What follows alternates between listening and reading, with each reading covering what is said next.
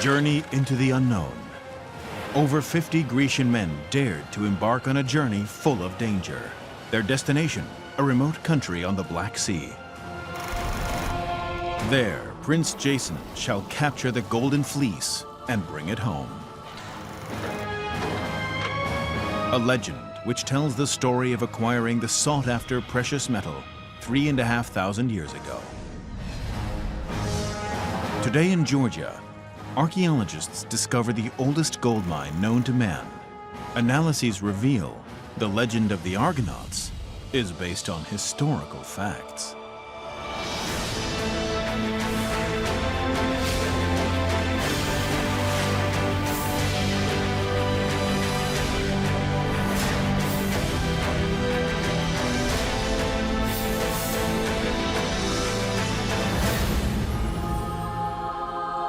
Iolkos, 1400 BC. In the Greek port city, on the shores of the Aegean, Jason and his companions prepare for the adventure of their lives. The hero has the largest ship ever seen made for the enterprise, the Argo, named after its builder. The crew is comprised of 55 nobles from across the country. The prospect of fame and a good haul attracts them to take the daring journey over the sea. So that the gods favor their mission, the sailors offer a sacrifice. Jason kills a capital ram with one cut, as the custom requires.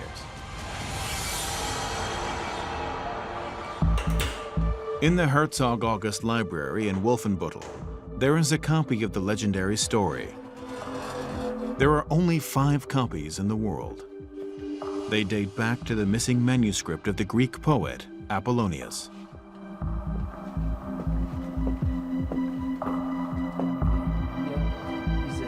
Scientists have been scrutinizing the myth of the Argonauts for a long time. For the researchers, the text is a fine example of the ancient worldview which Apollonius documented in 300 BC. According to ideas at the time, the Earth was a disk surrounded by a circular river and murderous monsters. To venture to the edge of the Earth was a suicide mission. Jason would receive an especially dangerous task from his uncle, to be completed safely and unharmed. Consequently, he tries to send him to the edge of the world, and the edge of the world is a dangerous place, and a place that you don't come back from. You could say that he sent him to Mars, symbolically sent him to Mars, so to speak.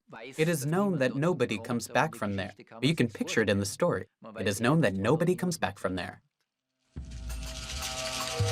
Everything begins with an oracle. It is about power in Iolkos.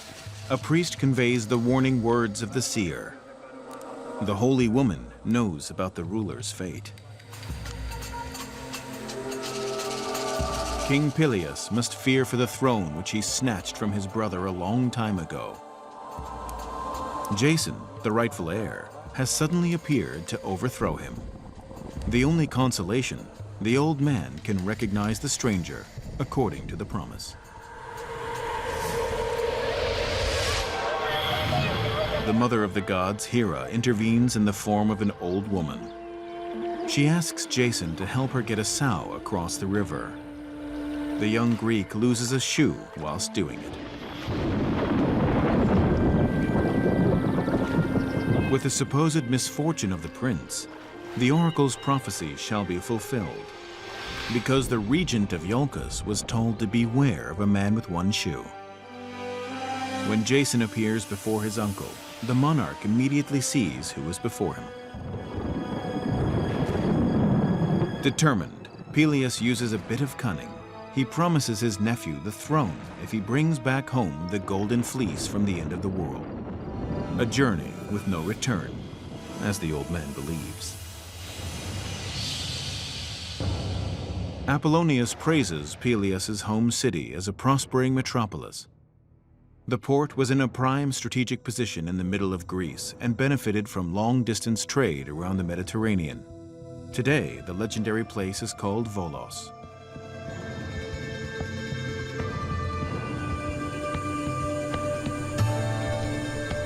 Only recently, archaeologists discovered the ruins of a vast palace. 2 significant palaces, storage rooms, workshops, and tombs are testament to the wealth and power of the former ruler. The complex dates back to 1400 BC. The scientists are gathering pieces of a puzzle, reconstructing the story from their findings. For the excavation leader, there is no doubt. Thousands of ceramic fragments prove that the king held a feast for more than 3,000 people. Therefore, Iolkos belonged to the influential center in the Golden Age, when the Mycenaeans held the political and economic reins of power. The Mycenaean palace in Dimini is important with respect to an historical basis for the legend of the Argonauts, because Iolkos and the palace of King Peleus is the starting point of the expedition in the legend. And now we have a palace there which we didn't know about before, which Homer's contemporaries didn't know about, and which the later Greeks in 1000 BC didn't know about.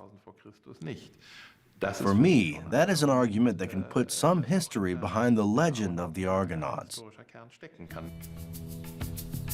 Admittedly, there are no inscriptions with the name Iolkos, but the description of the city from old sources and the legend of the Argonauts agree with the findings.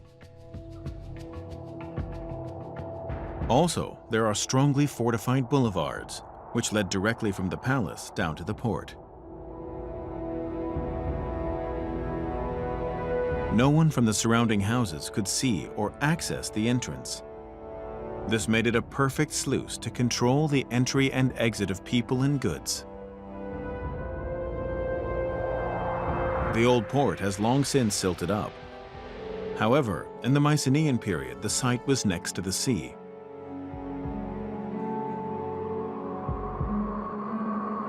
As the northernmost stronghold of the kingdom, Iolkos primarily supplied trading partners in the Aegean. The business relationships reached to Troy, the wealthy customs post before the Dardanelles. The countryside of Iolkos was famous for livestock and agricultural goods. Grain, olives, wine, and fruit were among the export successes of the fertile region. Only the king made decisions about cultivating and distributing the goods.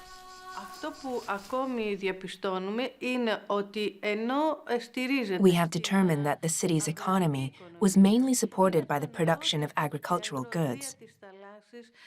However, it is also becoming clear that people participated in sea trade.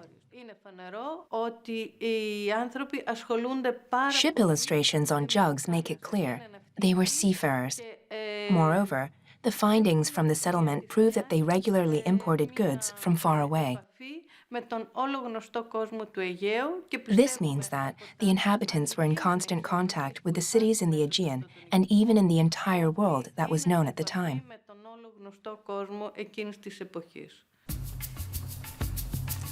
A few years ago, archaeologists made a spectacular find in the domed tombs located outside of the palace site. The final resting places reflect the successful management of the ruler of Iolkos. The dead were buried with valuable objects. The excavators found fine jewelry in the earth. The precious metal often came from Egypt, but the kings were always on the lookout for other sources of supply. Gold had a high prestige value in Mycenaean society.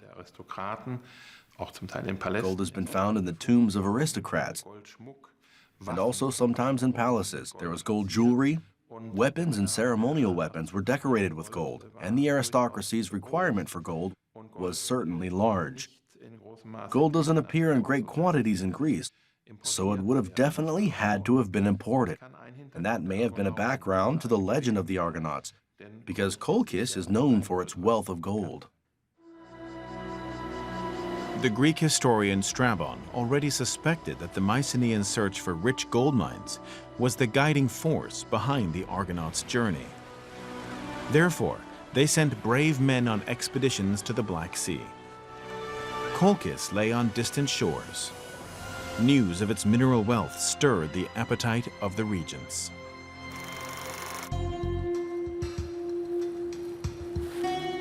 Former Admiral Apostolos Curtis wants to prove with a replica that a huge ship like the Argo could cover long distances, even in difficult wind conditions and against strong currents. He has invested 5 years in the project. Ships are portrayed on a lot of old ceramics. But the illustrations don't show our particular model, but different types of boats, bigger and smaller. So also cargo ships and warships. Our problem wasn't finding a picture of a boat. It was only hard to find the right template to follow.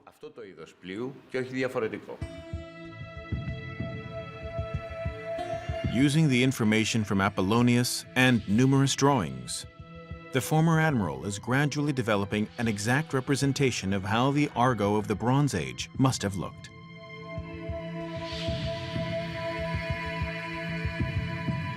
In the end, he will have a detailed blueprint, from the length of the ship, to the number of rowing places, to the equipment, and even the color.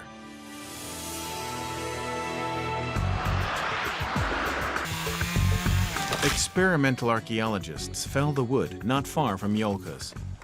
Before working with it, they preserved the logs in salt water for weeks.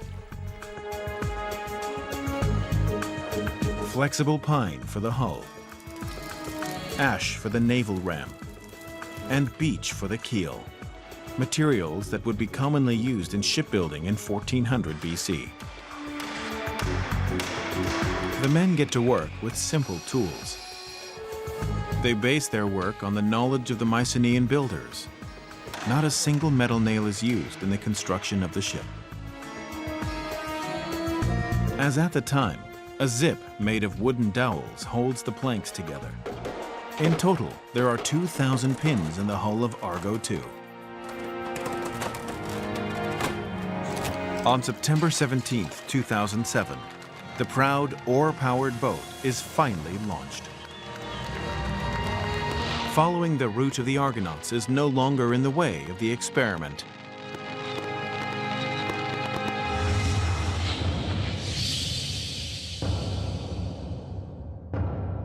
We have 2 significant seafaring stories, the Odyssey and the Argonauts.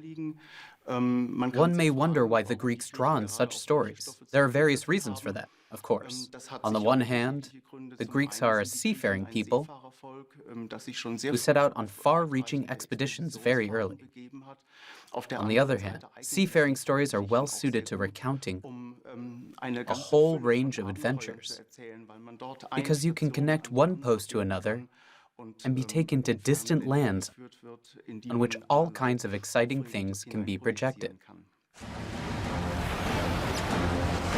Jason's crew was made up of a group of illustrious heroes, according to Apollonius.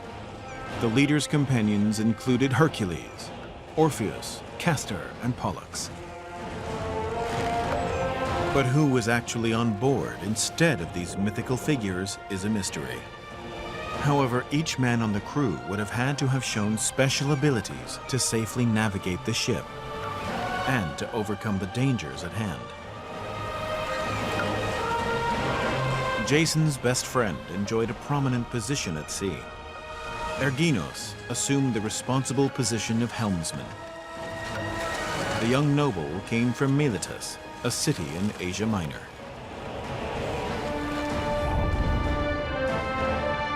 From 800 BC, Miletus established itself as the most important trans-shipping port for long-distance trade with the Orient. Soon, the palace assumed dominance in the Aegean. The successive power of the Mycenaeans built ceremonial temples, theaters, and palaces. Ancient authors reported on the immeasurable wealth of the metropolis. For centuries, Miletus was also the center of art and science.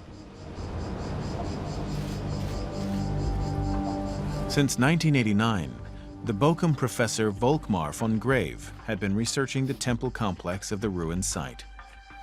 Inside the research area, there is a 1-meter-deep ritual burial site. The so-called botros salvages the remains of once holy tools.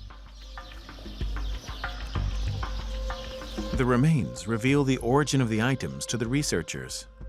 They come from all over the world, proof that at the time, Miletus played a leading role in the international stage. An advantage which led to the establishment of colonies up to the Black Sea. With respect to colonization, Botros teaches us something new. Before there was a lot of doubt. We knew little about the 7th century. Now we have found this, with far more than 1,000 objects, and it creates a new picture.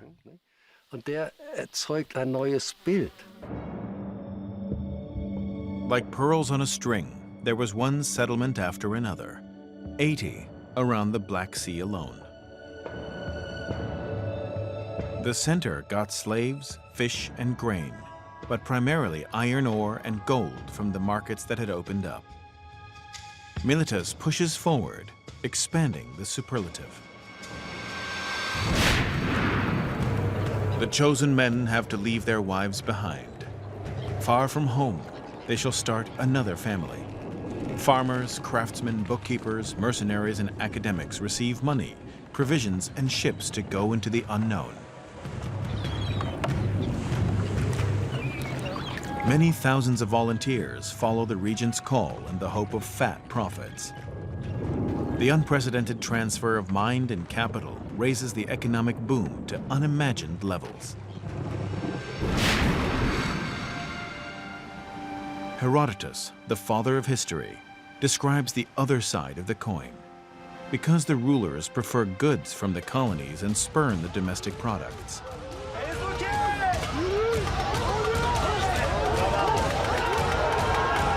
Miletus's foreign trade policy isn't without effects. It's leading to more unrest. The farmers in the motherland are suffering. They can't sell their produce to the people anymore.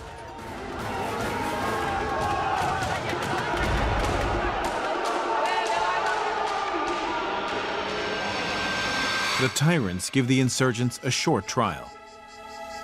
Whoever disrupts order, such as wildly proliferating ears of wheat, is expelled from society and forcibly sent to a new settlement.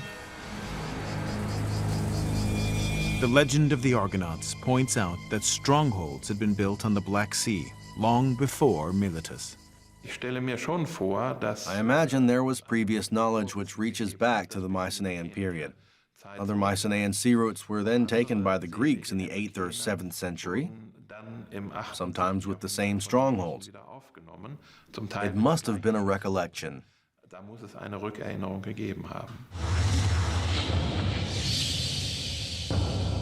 Apollonius recounts in detail which ports the Argo visits en route. These ports of call are where the seafarers have wild adventures. The pioneers must negotiate 1,200 nautical miles from Iolkos through the North Aegean, the Dardanelles, and the Bosphorus to the gold mines on the Black Sea. They only reach their destination after 2 years. An adverse wind forces the men to stay longer on land. They not only stash away provisions and water, but go on raids, lead small wars, and father children. In ancient times, common episodes for a hero's journey. The Argonauts passed the first obstacle, the Dardanelles, without incident. But a much bigger challenge faces them, the risky crossing of the Bosphorus, a sea corridor which many seafarers had failed to cross. Even the king of Iolkos believed that Jason would die there. Apostolos Curtis' crew set sail. Men and women ranging from 20 to 72 with no particular prior knowledge want to cover the same distance as the Argonauts did in ages past, with only wind and muscle power.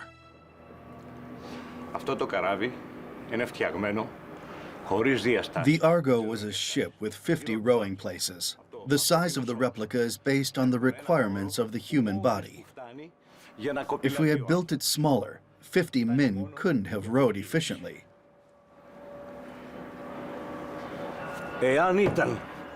If we had built it bigger, they would have had to move excess weight. So we have built an optimum rowing machine for 50 people, 25 rowers on each side.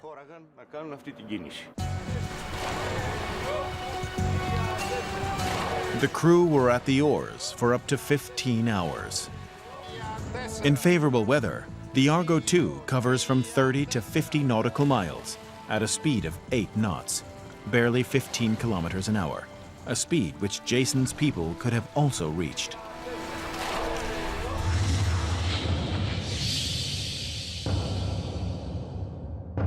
The ideal time of year to travel through the Bosphorus is between May and the end of July. However, the heroes must have arrived there sooner, because they encountered a strong northwesterly wind, which condemned them to wait for 40 days. The myth speaks of 2 crashing boulders, powerful towering waves, and torrential churning waters. However, there is nautical experience behind the poetic imagery and precise knowledge of the natural circumstances in the sea corridor between Asia and Europe.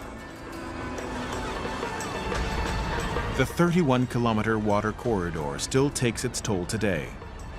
More than 450 ships have had an accident in the last 50 years alone. That's why the Bosporus is one of the most dangerous water corridors in the world, because it has a very strong current, just here in this area. Strong changes in course, as you can see here very well. On the other hand, a much frequented stretch of water with about 150 passages per day. Then there are all the ferry crossings, which bring millions of passengers from the Asian part to the European part. All that together, paired with poor visibility now and then, or a very strong wind, which is unpredictable, makes this corridor by far the most dangerous in the world. Even in the age of modern technology, the bottleneck is a source of danger. 3,500 years ago, the chances for the Argo were 0, as the simulation suggests. It explains why trading routes didn't exist between the Aegean and the Black Sea for a long time. For a wooden ship like the Argo, the narrowest space would be especially difficult, where there can be currents of up to 7 knots. This stretch is about 2 miles long. That means, by exceeding the speed by 1 knot, so if it travels at 8 knots, it would still take 2 hours to travel this stretch without a break. That is huge. Nevertheless, the Mycenaean heroes accomplished the feat. It is said they were helped by a dove. Before the rocks smashed together again, the bird flew between them.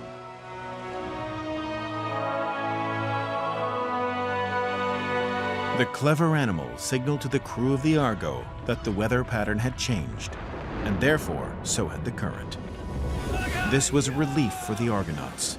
The way was clear.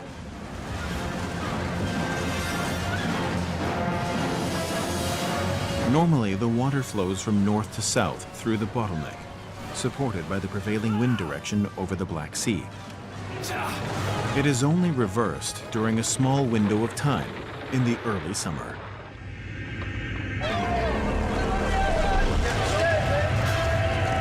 Then, a rowboat like the Argo can also travel through the Bosphorus with the current and the wind.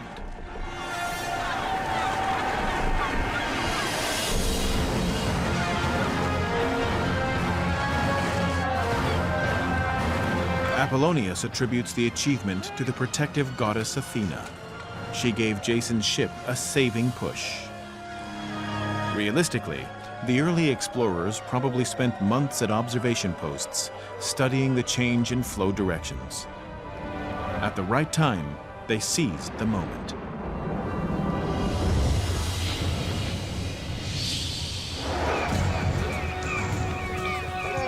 The Argo II failed to make the journey through the legendary sea corridor. The authorities did not give the Greeks permission. The crew covered 600 nautical miles. The distance they traveled corresponds to the distance between Iolkos and the Bosphorus. They managed this feat with untrained people, so it is technically possible.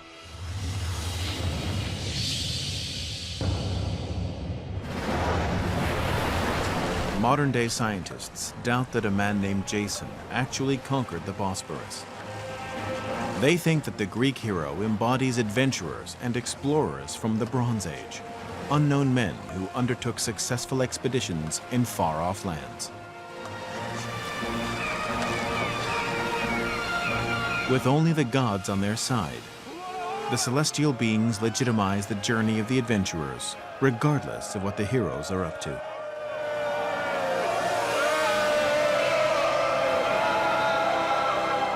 There is evidence to support that Jason definitely sailed to Colchis primarily for the gold. There are numerous documented places there where gold can be found. And just as it is today, gold was a distinctively valuable material. Another possible reason he sailed to Colchis was because there were reports that large quantities of copper and bronze had been produced there.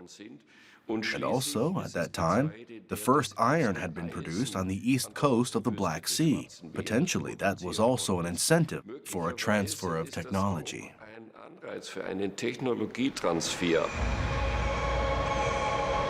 Following its glorious victory over the elements, the Argo took its course to the country of Colchis. The team rowed along the coast in stages. The companions wanted to get to the capital city on the river, Phasis.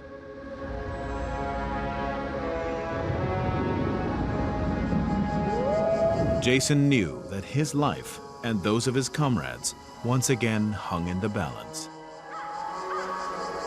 The mission to steal the Golden Fleece from the King's Grove held a high risk, for a fearful dragon guarded the holy ramskin. So the myth encoded the rich gold deposits in any region which the Greeks wanted to exploit.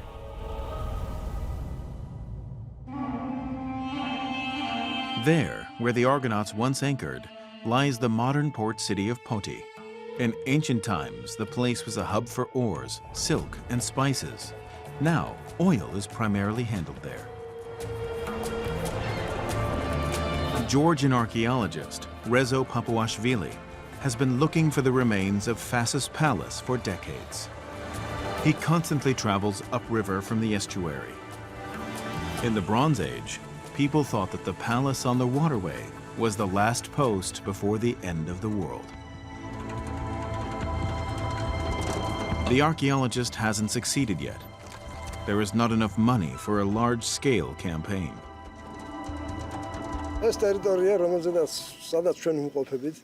At this place where we're now standing, we carried out an excavation 10 years ago. We found Greek ceramics in one layer. The findings came from the 6th or 5th century BC, so it could be that the city Phasis was somewhere here. Several Greek and Roman authors still reference it. It would be of great significance to find the city to research the history of Colchis and the Greek colonization.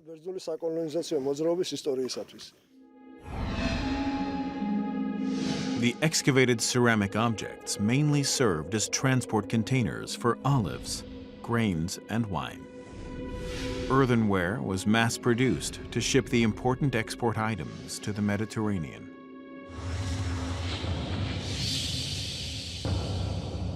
According to the legend, Jason and his men reached their destination safely. Phasis appeared before them like a paradise, with gardens in bloom, lush fruits, and fountains from which the wine flowed in streams. The Greeks also traditionally cultivated wine. The grapes from Colchis stood out because of their excellent quality. Fertile soil and an optimal climate made the region a first-rate grape-growing area. Georgia has an age-old winemaking tradition. It goes back to the Stone Age. And we know that the legend of Jason and the Argonauts talks about it. We have found amphorae outside of Georgia, which provide evidence of a long history of exporting. Also wine export. The morning after the arrival in Phasis, Jason goes before King Aeetes and his family. The ruler wondered at the stranger in the kingdom at the end of the world. When the Greek asked for the Golden Fleece, the monarch recognized the danger he was in, because if he lost the ram skin, his life would be forfeit, as an oracle had foreseen.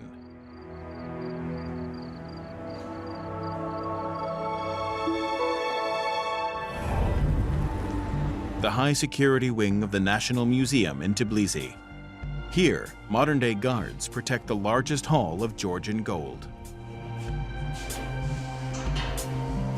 Professor Hauptmann may examine the state treasure in all its glory.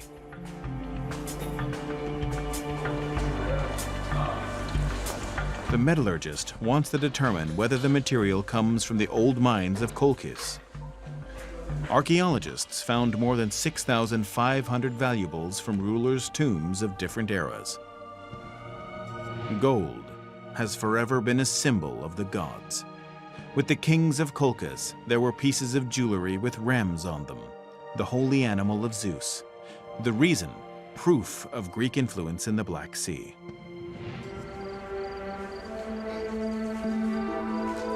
It happened at the guest ritual in the palace. Medea, the beautiful daughter of the regent, gravitated to the brilliant hero Jason. The girl decided to stand on the side of the visitor from Iolkos. Her father promised the Golden Fleece to the intruder if he solved 2 difficult tasks. But secretly, the ruler planned to kill Jason.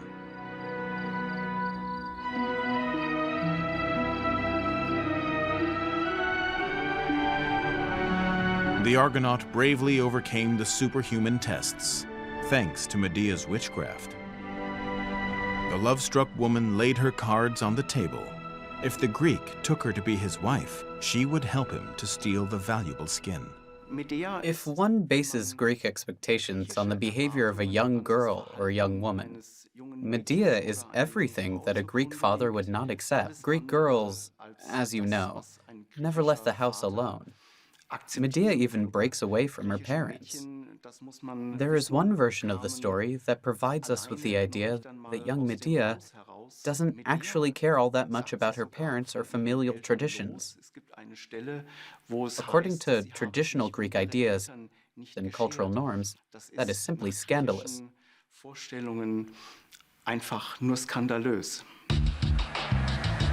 Professor Hauptmann is on the way to one of the biggest gravel pits in Georgia.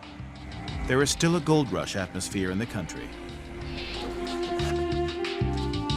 The gravel extraction from the rivers has a welcome side effect. Not only fine sand collects in the gullies under the large screw, small gold particles also get caught there. The metallurgists look for a suitable water point. The flow speed is crucial. The team wants to pan the gold from the excavation with a special device, a process that requires patience and a practiced eye. From the ratio of mud and precious metal, the experts can estimate how big the deposits in the vicinity are. The rivers no longer supply quantities like they did in the Bronze Age. In the best-case scenario, it takes a week to collect enough material for one ring. We have been able to show in this gold panning experiment that the rivers in Georgia are leading the way in gold today. And that is a clear indication that they contained gold 3,000 or 4,000 years ago too, which at the time could be extracted with a fleece. The treasure seekers lay the skin out behind large boulders or a waterfall because the behavior of the current changes in places. And so, the Golden Fleece was born. When the sand is washed out, the shiny grains would get caught in the thick hair of the animal skin. The legend of the Golden Fleece refers to the practice of panning for gold. 70% of the precious metal still came from rivers, including the jewelry from Iolkos, as analyses have shown. This explains why the theft of the unique trophy marks the high point of the drama in Colchis.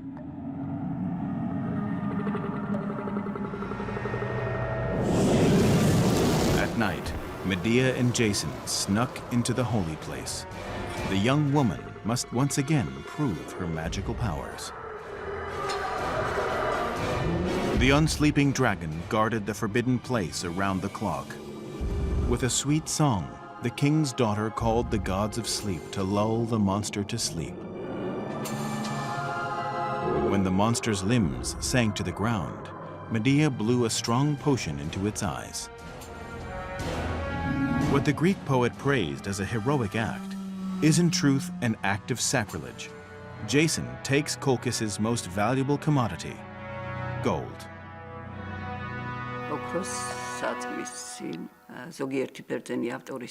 According to some Greek traditions, the Golden Fleece is a skin which was used in the gold extraction process.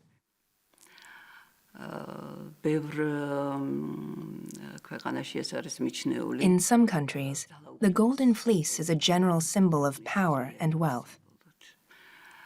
Whereas in Colchis, the term Golden Fleece exclusively meant immeasurable wealth of gold.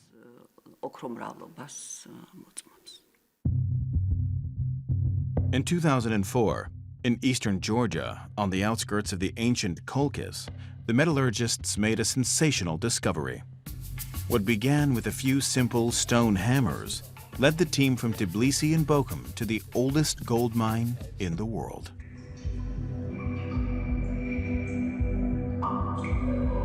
Today, the tunnels of Saktrizi are in good condition. When they were laid, the workers filled the cavities with earth. These measures prevented the mine from collapsing.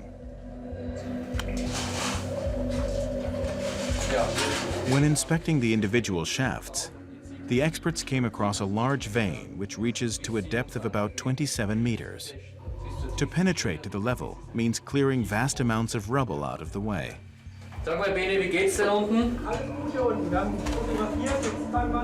Professor Hauptmann takes new rock samples in the individual passages. An initial study by George and colleagues has shown that there is about 2.5 grams of gold in 1 ton. But they need comparative values to calculate the yield of the deposits thousands of years ago.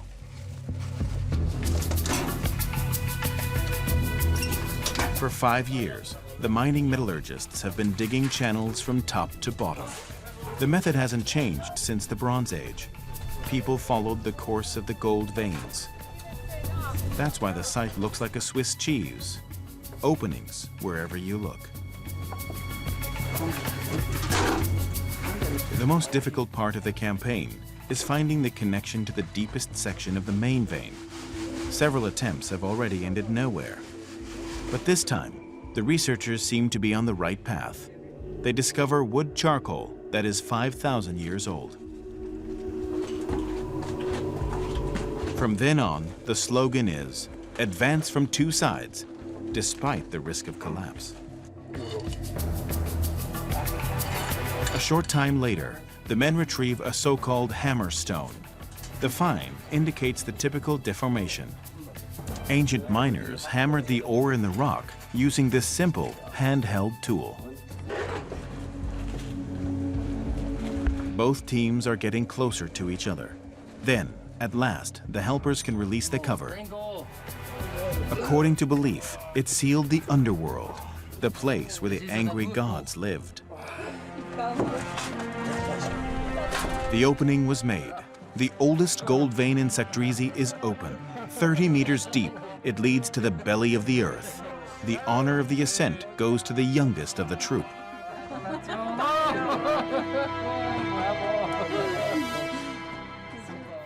Gold was extracted from this mine for 400 years from the late 4th millennium and the early 3rd millennium. With great style, one has to say. We have no evidence in this place about the classical Greek period, but we know the surrounding area. We have a large settlement, and we also have indications of metallurgy, so that it appears that these entire gold deposits, which are arranged like pearls on a string, have also been removed. It is actually only a question of time until a younger mine is found that dates back to this period. More than 200 kilograms of gold was probably extracted in Saktrizi. If the precious metal is processed first, it is hard to determine its origin. Only since the development of the geochemical fingerprint have metallurgists been able to attribute the material to a deposit, a milestone in mining research. Andreas Hauptmann has brought samples from the museum in Tbilisi to the Institute of Geosciences in Frankfurt. He hopes to reveal the secret of the Georgian burial objects with the new method. However, the fingerprint could be blurred. Goldsmiths often worked with material from different sources. This was certainly the case if it was a larger object or a piece of elaborate jewelry. We had the chance to analyze several dozen gold artifacts from Georgia and pose the following question: where does the gold originally come from? Where is the deposit located from which this gold was melted? The question revolved around whether Sakdrizi could possibly have been one of the gold suppliers. After our investigation, that has been determined as highly likely. According to the myth, during the night, Jason and Medea hurried to the companions on the Argo with the valuable treasure. Together, the seafarers escaped to their distant home. The brave pioneers are certain to receive fame and honor, and the prince can take his rightful place on the throne of Iolkos.